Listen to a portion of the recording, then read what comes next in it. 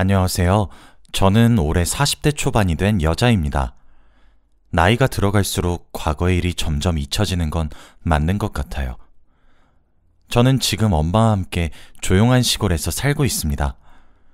평생 복잡한 서울 한복판에서 살다가 이곳으로 이사를 오니까 너무 좋은 것 같아요.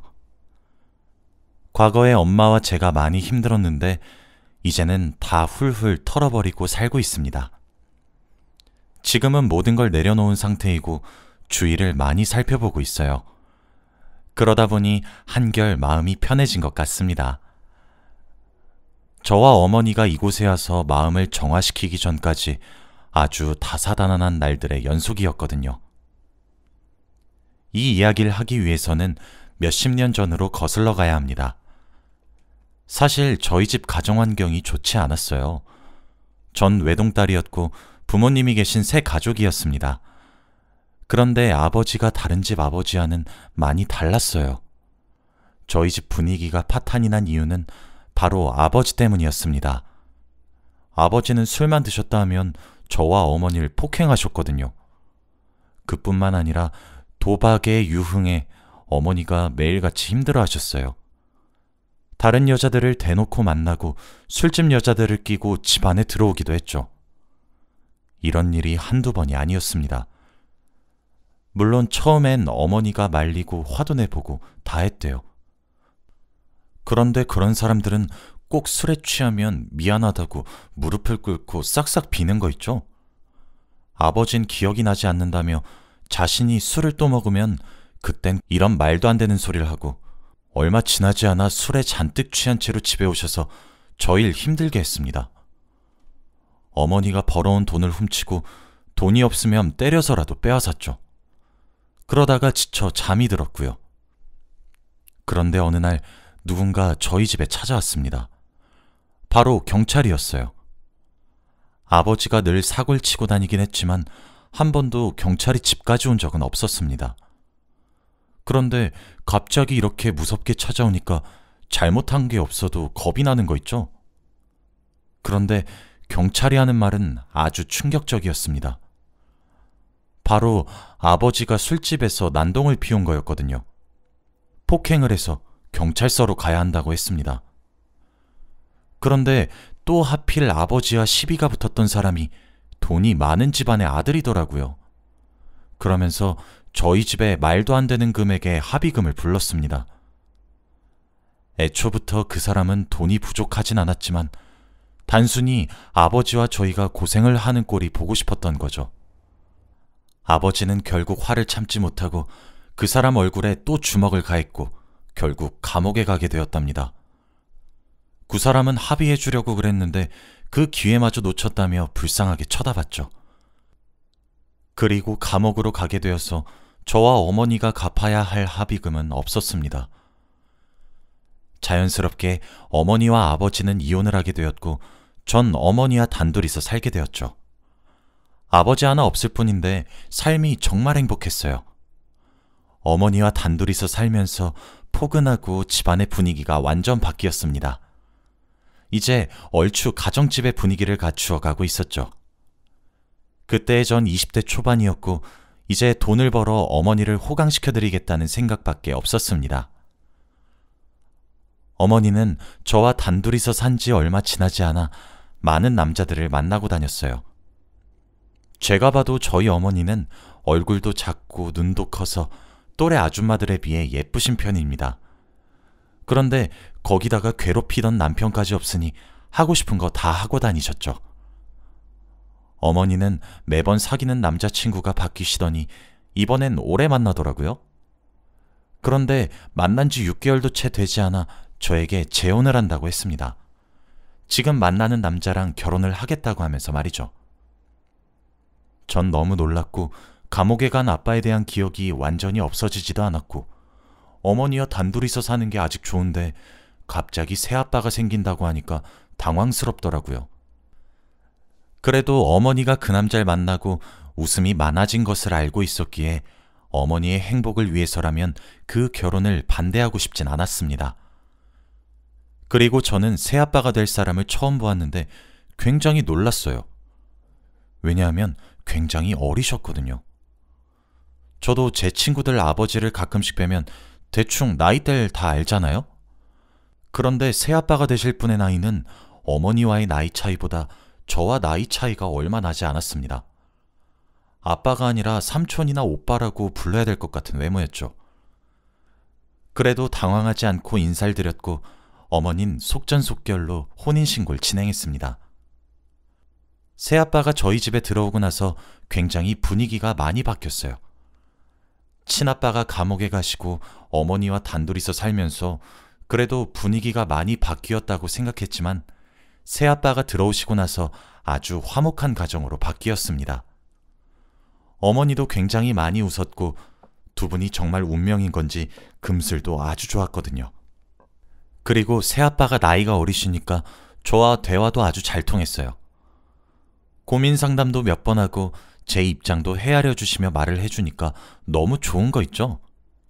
그때까지는 어머니의 재혼을 긍정적이게 보고 있었습니다. 그런데 이 생각은 얼마 가지 못했어요. 어머니가 재혼하고 나서 알았는데 새아빠가 모아둔 돈이 단 한 푼도 없다고 합니다. 그래서 어머니와 연애를 할 때부터 어머니가 준 용돈으로 살았대요. 그리고 지금도 일을 해도 얼마 벌지 못해서 여전히 어머니가 용돈을 준다고 합니다. 저는 그 말을 듣고 기겁을 했습니다.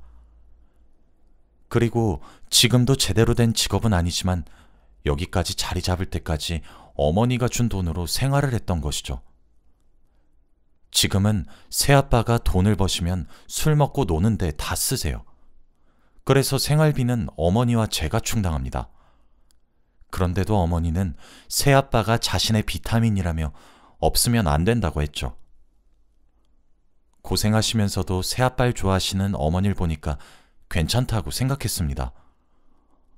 어머니가 힘들게 돈을 벌어오는 만큼 새아빠가 저희 어머니한테 많은 힘이 되어주니까요. 그래서 저는 슬슬 자취를 하기 시작했습니다. 두 분 금슬도 아주 좋아 보였고 취업 준비를 해야 했기에 집에서 멀리 떨어진 서울로 올라가서 공부를 하기 시작했어요. 고시원에서 살면서 하루 종일 공부만 했던 것 같습니다. 그래서 그런지 제가 집안 사정에 무관심했나 봐요. 제가 공부에만 매진을 한다고 어머니 연락도 무시한 채 집에도 잘 안 내려갔습니다. 그런데 제가 그럴 동안 저희 집에 아주 큰 문제가 생겼다고 하더라고요. 바로 새아빠의 불륜이었습니다. 새아빠가 다른 여자와 바람이 나고 말았대요. 그리고 지금 새아빠가 어머니한테 이혼을 해달라며 매달리고 있다고 합니다. 몇 달 전까지만 해도 사이가 좋던 두 분이 이러고 있다고 하니까 너무 당황스럽더라고요. 저는 바로 본가로 가는 기차표를 끊어서 달려갔고 집에서 울고 있는 엄마를 보았습니다. 그리고 엄마는 너무 슬프고 여자로서 자존감도 바닥을 치지만 이혼만큼은 해주기 싫대요. 이혼을 하고 둘이서 알콩달콩 살 모습을 상상하면 억장이 무너진다고 합니다. 저는 며칠간 어머니를 위로했고 새아빠는 집에 들어오지도 않으시더라고요. 새아빠가 만나는 여자는 나이가 엄마보다 많은 거의 할머니급이래요. 정말 더럽고 치사했습니다. 그렇게 생활비며 옷이며 등등 다 지원을 해주었는데 결국은 어머니보다 더 돈 많고 나이 많은 사람이랑 놀고 있었다는 거잖아요. 전 그때 어머니가 너무 불쌍했고 안쓰러웠어요. 그리고 제가 정말로 아빠 복이 없다는 것을 다시 느꼈습니다. 새아빠는 단순히 그 여자가 자기한테 투자도 많이 하고 저희 어머니보다 용돈도 많이 줘서 넘어간 것 같아요. 그리고 더 뻔뻔한 게 새아빠와 바람이 난 여자가 어머니한테 연락이 왔다고 합니다. 이혼해달라고 하면서 말이죠. 거의 그 사람보다 아들뻘인 사람인데 어떻게 사랑을 할 수가 있나요?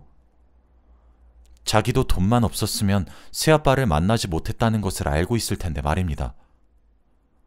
어머니는 그 연락을 받고도 절대 이혼해 줄 수 없다고 못을 박았고 그 뒤로 새아빠는 집에 들어오지도 않는데요. 결국 이런 냉전 상태가 지속되었습니다. 저는 혼자 있을 어머니가 걱정이 되긴 했지만 어머니도 많이 바쁘셨기에 매주 주말에만 내려가는 걸로 하고 평일에 다시 서울로 올라가서 공부를 열심히 했어요. 그리고 그렇게 몇 년이 흐른 것 같아요. 새아빠는 아주 가끔씩 짐을 찾으러 집에 들어왔고 아마 불륜을 일으킨 그 노인네 아줌마랑 살림을 차린 것 같더라고요.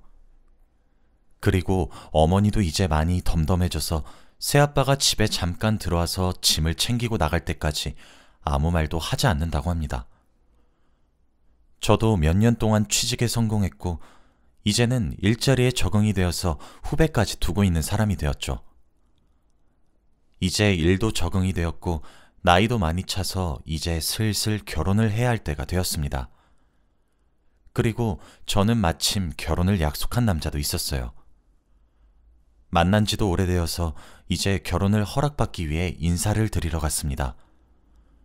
예비 신랑도 저희 집안 사정을 다 알아서 저희 집에 갔을 때 왜 어머니만 계시는지 다 알아요.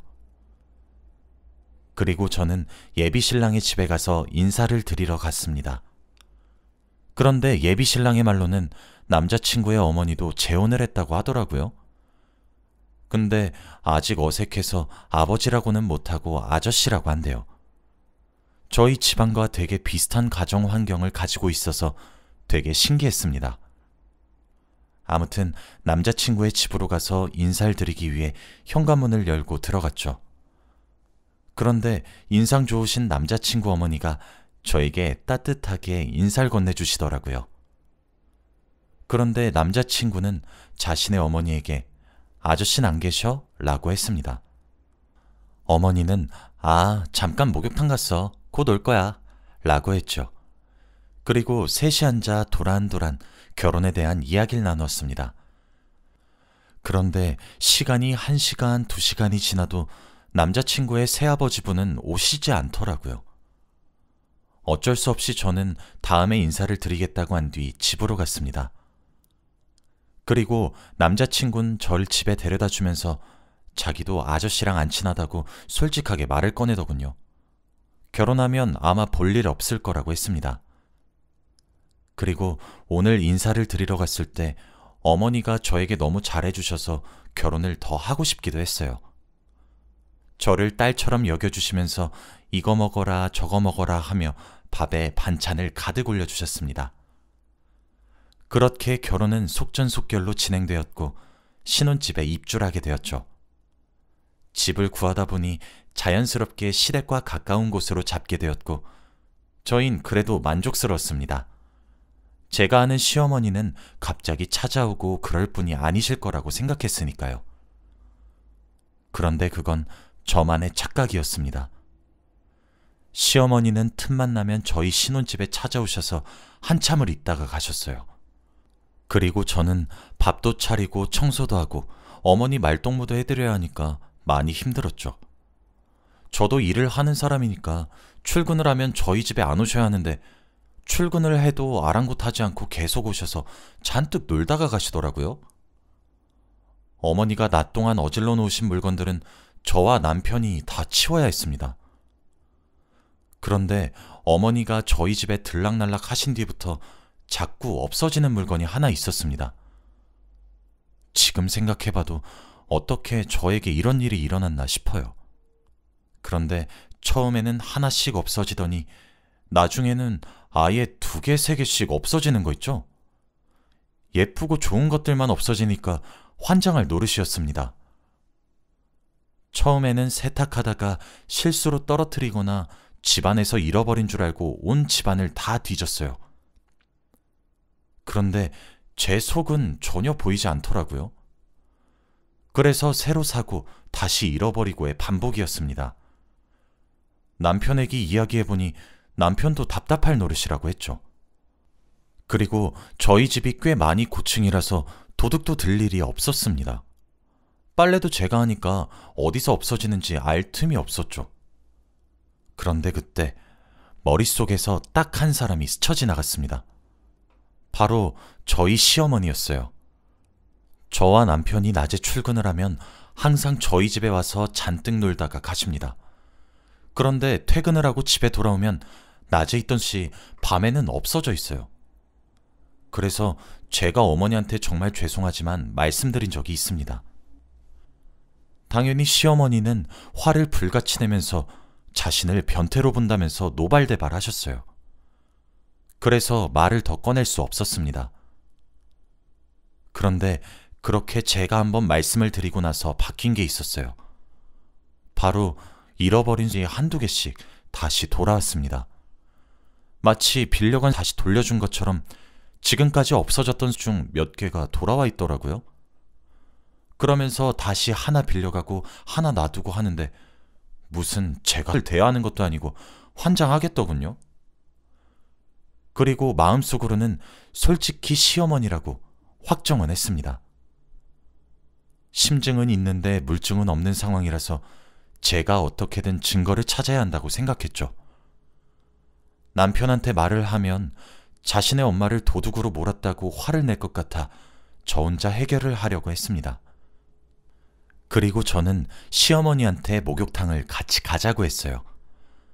원래 시어머니가 재혼하신 남편분이랑 목욕탕을 자주 간대요. 두 분 다 사우나를 좋아하셔서 자주 간다고 합니다. 그래서 제가 가자고 권유하니 너무 좋아하시더라고요. 그러면서 같이 목욕탕이 들어가기 전에 시어머니가 저와 사물함 위치를 다르게 하려고 하는 겁니다. 계속 저와 멀리 떨어진 곳에 자리를 잡고 거기에 옷을 넣어두려고 했죠. 제가 졸졸 따라다니면서 어머니 같이 가요 라고 하면 자기 따라오지 말라면서 목욕탕 안에서 만나자고 했죠. 그리고 저는 어머니와 떨어진 곳에서 어머니 사물함으로 갔어요. 그런데 어머니는 제가 잃어버린 옷을 입고 있었습니다. 딱 봐도 제 거였어요. 저는 거기다 대고 어머니! 역시 입고 계셨네요?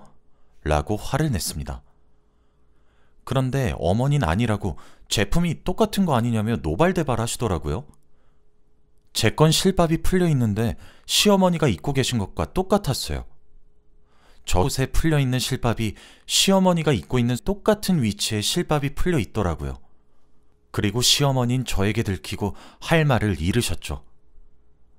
그러면서 저에게 어이없는 말을 하시기 시작했습니다.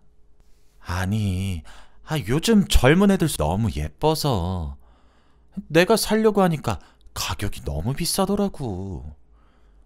그리고 내가 지금 사는 남자랑 요즘 사이가 워낙 안 좋아서 이런 예쁜 속옷 입으면 관계가 좋아질까 싶어서 그랬어. 잠깐 빌리고 내일 빨아서 도로 갖다 놓을게. 이게 말이 되는 건가요? 그걸 어떻게 빌려줍니까?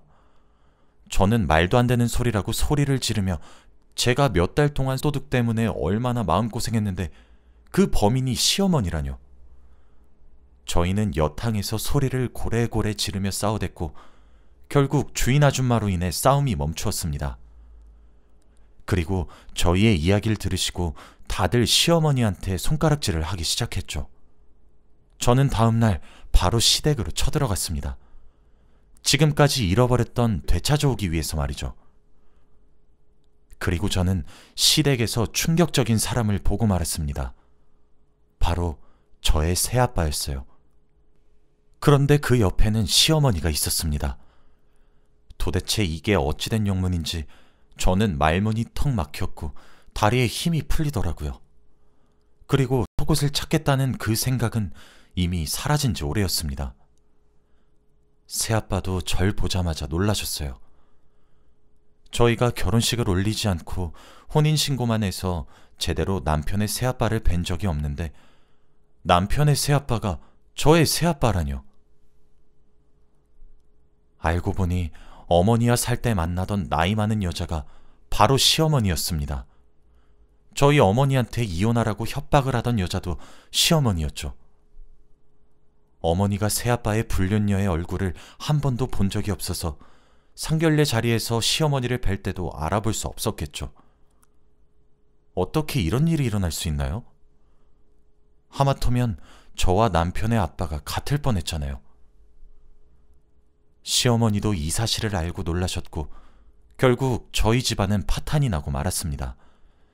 그리고 시어머니는 제 옷을 훔쳐 입고 다닌 것이 온 동네방네 소문이 났고 다른 여자의 남자를 빼앗은 것도 소문이 났죠.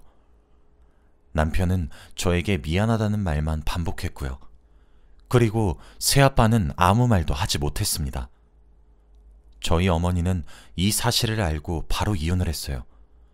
어떻게 사돈이 남편의 불륜녀였냐고 하면서 말이죠. 지금 생각해도 정말 대단한 일이었던 것 같습니다. 그리고 저도 남편과 이혼을 했어요.